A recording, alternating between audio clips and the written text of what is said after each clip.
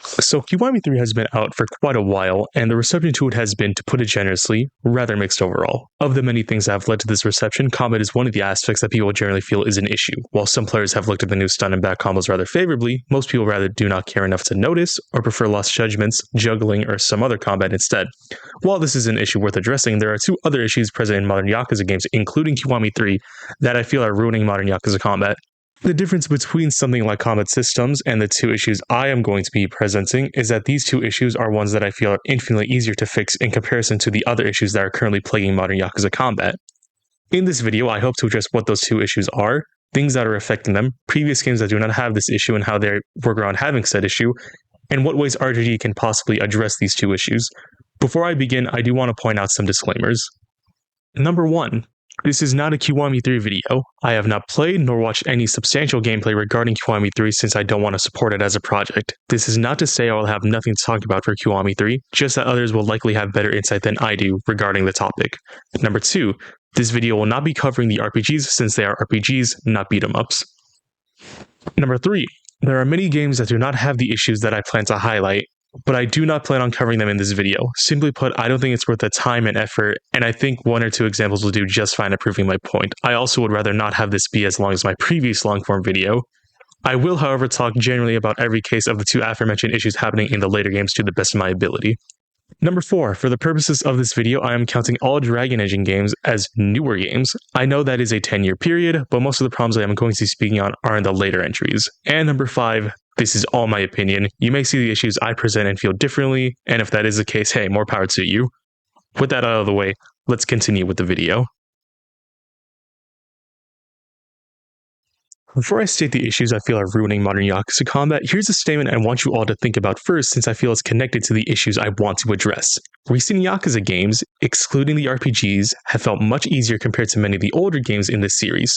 Some of you may agree with this statement while others may not.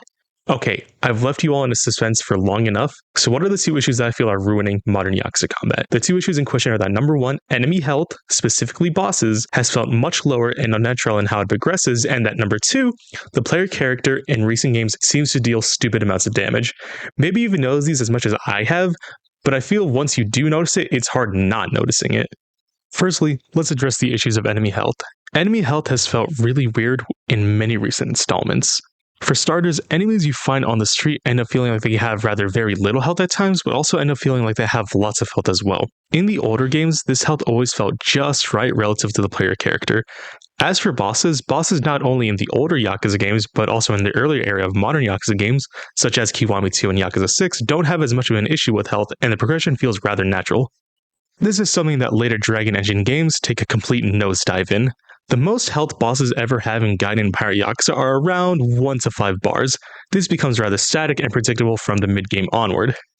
If this is where the issue ended, I feel that enemy health wouldn't be too bad. But then we get to the final bosses. So remember how I said both bosses in Gaiden and Pirate Yakuza have at most somewhere between 1 to 5 health bars, with 5 becoming the standard by mid-game? This is then one up by both final bosses, with Gaiden's having 12 health bars and Pirate Yakuza's having an insane 15 health bars. If the issue isn't clear, the game does absolutely nothing to prepare the player for both of these slogs of final bosses. When all previous bosses only have at most 5 health bars, the almost triple of both final bosses feels comical in comparison. Many of the older games, including 6, Kiwami 2, and both Judgments, all had better health balancing around its final bosses, never making the increase feel out of place. This then begs the question of why exactly this increase occurs. While I personally can't get into the developer's mind as to the real reason other than it's the final boss, I feel part of it has to do with the other big issue being damage. Pretty much every modern game, apart from the Judgment series, gives you an immense amount of damage upgrades. While starting out these upgrades are rather minuscule, it eventually becomes a problem by as early as mid-game where you can easily get all these upgrades. Not only that, but these upgrades don't make the game more fun, just a lot easier. To prove this point, I wanted to show gameplay of Gaiden's final boss with all the damage upgrades. For those of you who are planning to play Gaiden and do not know who the final boss is, skip to the timestamp on screen. I will give you 5 seconds.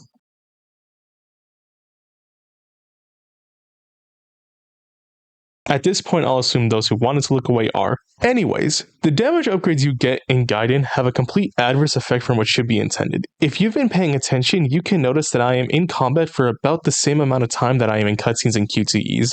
This shows a clash of ideals since this should be the game's final showing of everything I have done to improve at the combat, but instead plays out like a movie where I put minimal inputs in. I even did the fight again since in the first run I had a good amount of gear on, so I took most of it off in the second run to show you it's not just the gear carrying my damage, you just do that much damage because of damage upgrades. This ruins these final bosses since all the damage upgrades lead to the fight being a cakewalk rather than a challenge as a result of the player doing way too much damage. This isn't even taking into account the fact that all these damage upgrades completely trivialize the rest of the game because of how much health other enemies have in comparison to said final bosses, or the fact that Gaiden, Pirate Yakuza, and Kiwami 3 all have a second style which heavily incentivizes crowd control, which, when mixed with max or many damage upgrades, makes even long battles boring cakewalks.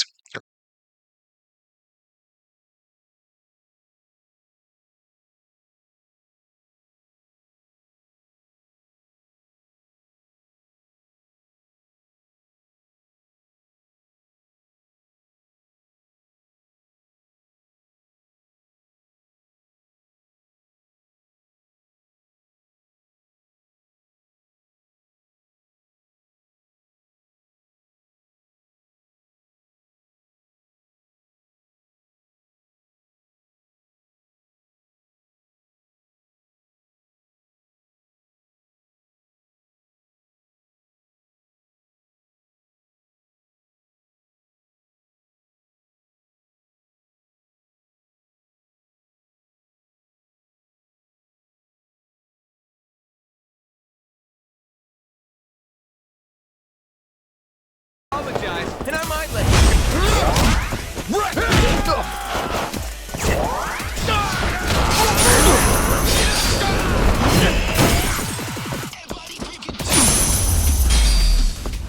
The old 1-2.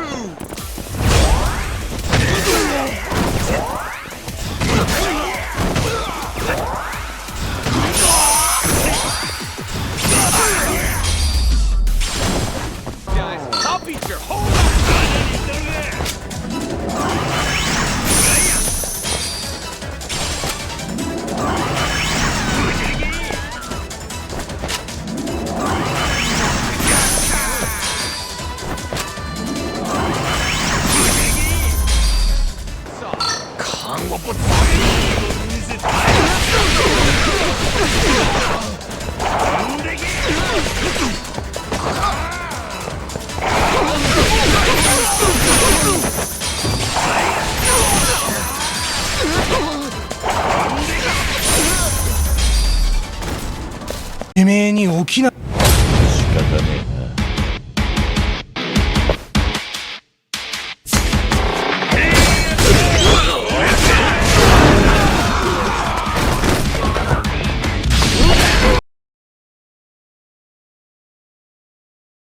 More damage also leads to less experimentation or wanting to improve at the game's combat when every encounter and boss fight ends faster than it would take for getting much use out of said techniques. Now, some of the more astute viewers may be shouting at their screens at this point, then don't get all the damage upgrades to have a challenge. And while I think this would be a good point, I think it falls flat in recent games since the issue of game mechanics comes into play. You remember Gaiden's final boss I was just showing? Yeah, he has a damage over time attack in 2 phases and has many of the negative aspects of Gaiden's combat, including hyper armor, half-a-second wake-up attacks, and no truly amazing way to combo. Simply put, the issue is that taking away damage upgrades doesn't make the game harder due to just needing to clash with a boss for longer, but also because many of the other game mechanics that are genuinely bad start poking their head out as a result. Also, if I'm being honest, I also just think that it's a mostly stupid argument that you shouldn't just use damage upgrades to make the game feel more challenging. Since I've mainly been talking about Gaiden and Pirate Yakuza, you'd think that the problems I've been discussing have gone away with Kiwami 3, but I think not. The footage playing right now is showing off the Rikia fight in Kiwami 3, courtesy of Manly McBeefington, that shows the fight being done in 30 seconds. It's even quicker if you don't count the heat action animation at the end of the fight. Not only that, but if the Nexus mod page is anything to go off of, the fact that the 4th most popular mod is still a mod that is increasing the enemy health is pretty telling. Simply put, the way damage and health is going as of now is changing how these games are played, and not for the best.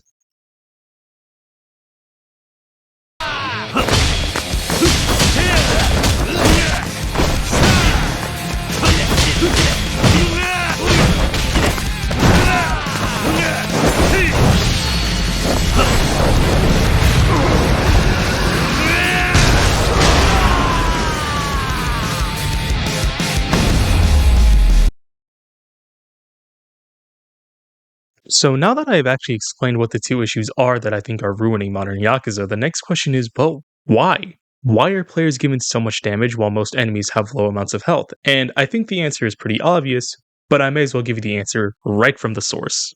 いつかこういうゲーム作ってみたいなってずっと思っていて、このセガに入ってからも結構目指してましたね。龍が如くシリーズは多分今世の中にあるアクションアドベンチャーと言われる中でも一番誰でもクリアまでいける設計になってるんじゃないかと思ってて、もうこれほんと冗談抜きでコントローラー反対に持ってボタンを押してても多分クリアできるんですよ、おそらく。それはうまいプレイにはならないかもしれないけれど、とりあえずなんとなくかっこいいアクションが出る、なんとなく敵を倒すことができる、そのうち上手くなるみたいな。In short, these games are getting progressively easier, and this is the biggest way that they are doing it. While I can understand the sentiment, I think that in general, this is a poor way of balancing difficulty in these games.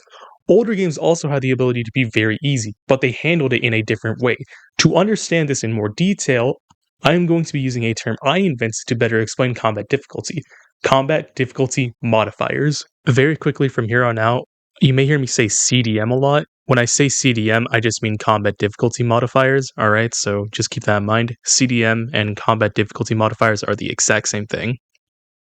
My definition for this term is anything within the game that affects the difficulty of the combat. This is something I further split into two groups: internal and external combat difficulty modifiers. Internal CDMs are more integrated specifically for the combat / affect combat more explicitly. Internal CDMs are also usually permanent. External CDMs, on the other hand, affect combat indirectly while usually being temporary. With this explanation out of the way, I find that many Dragon Age games force the idea of internal CDMs to make their games easier instead of external CDMs. Some examples of internal CDMs that come to mind are things such as damage upgrades, upgrades in general, and weapons since they mainly affect combat. You can also make the argument that setting difficulty also counts as an internal combat difficulty modifier, but I personally feel it's more external due to the fact that players can change it, especially in later games.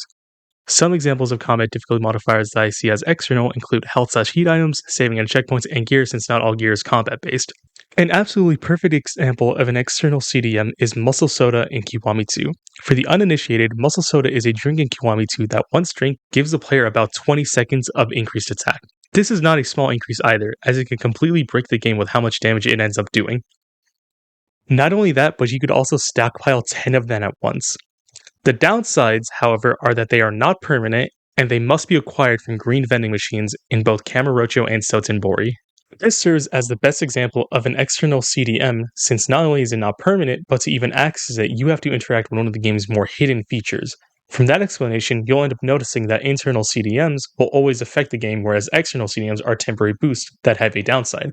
When looking at the examples I have listed, you may argue that internal combat difficulty modifiers are not a bad thing, and I agree. Kiwami 1, for example, has every single one of the aforementioned internal CDMs, but it never goes overboard with almost all of them. This is something that many Dragon Engine games fail to succeed in. Many of the upgrades are not only there, but there are much more of them, and they end up doing far more later on.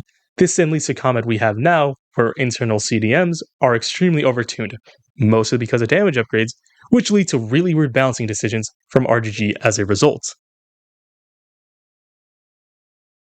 So before looking at solutions for these issues, I think it's best to look at the two examples of games that handle both issues really well. The first game I want to look at is Yakuza 0. It feels like every single time I make a video I have something positive to say about Yakuza 0, but this time it's warranted.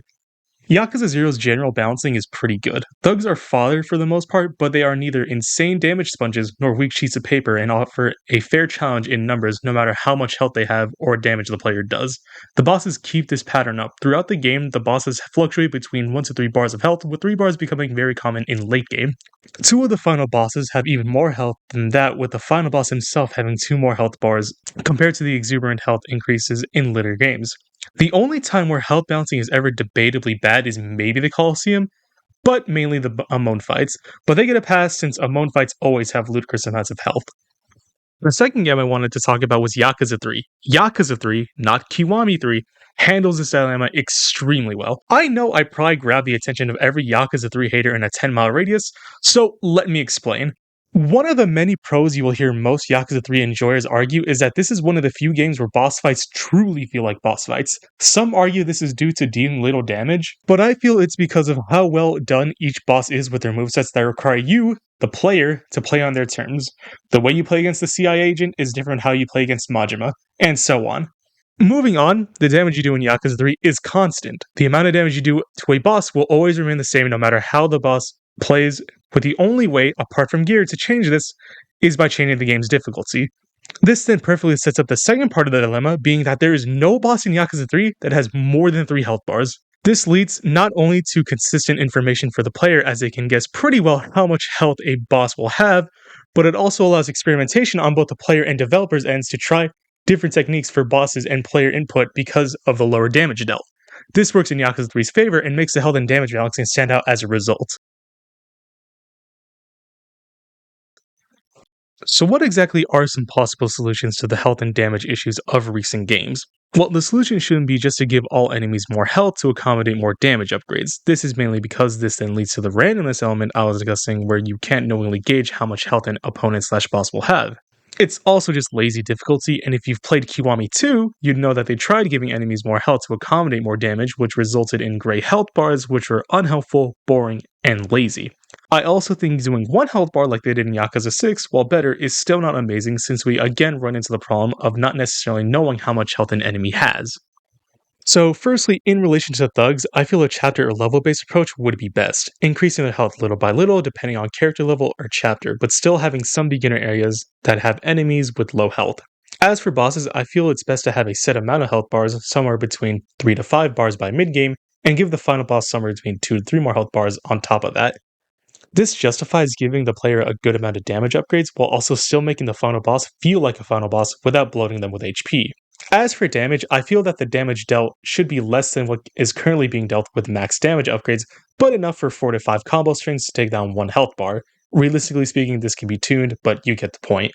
Also, can we go back to the old gear system? I think the new one is awful. I think increasing defensive stats or stats in general should not be done the way it has been doing in the Dragon Engine games. Go back to the old gear system. That would also help a lot. Another solution for bosses specifically is to do what Yakuza 3 does and give each boss, including the final boss, similar amounts of health, significantly nerf player damage, and instead make the fights or movesets distinct and truly unique for them to feel different and difficult. If players really want more ease in their gameplay, they can use external combat modifiers for that. As a quick side note, I do think RGG can definitely keep the damage and health that they have in current games moving forward, but I think the best course of action is to make it exclusive to easy mode. Again, RGG has already stated that they want these games to be easy, and I don't think there's anything wrong with that, but I think pushing easy mode or even rebranding it as a mode for players that are just there for the ride is the best way to have that best of both worlds.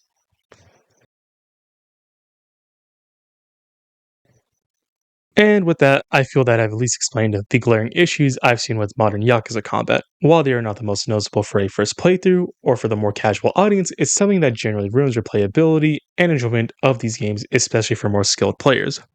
Fixing these issues is also much more simpler compared to many of the other issues that many people have with combat currently, and it's something I think would be far more beneficial going into both Stranger Than Heaven and whatever the next Yakuza beat 'em up is. Thank you so much for watching this video. If you have any thoughts of your own, please leave them down below.